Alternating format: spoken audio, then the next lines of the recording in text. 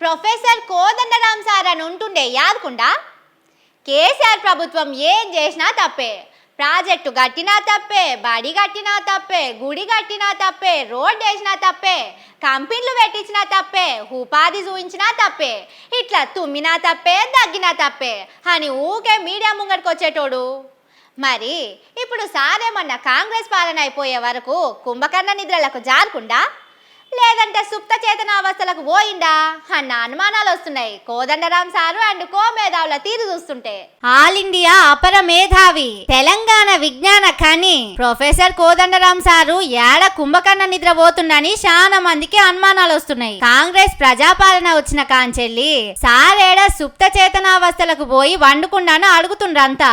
ఇవాళ నిద్రలకెళ్ళి లేచి బయట కానొస్తే ఏమైంది సారు, కాంగ్రెస్ సర్కారు ఇన్ని దారుణాలు చేస్తుంటే మీరెందుకు నోరు మెదుపుతలేరు? బీఆర్ఎస్ హయాంలా వరుస పెట్టి తప్పులెంచిండ్రు. మరి ఇప్పుడేమైందా సోయి? మీ మేధావితనాన్ని ఏ గాంధీ భవన్ లాకర్ల కుదబెట్టొచ్చిందని నిరసనకారులు అడుగుతుంటే కుయ్యమనకుంటా కయ్యమనకుంటా ఎట్లా జారుకుండో చూడుర్రి.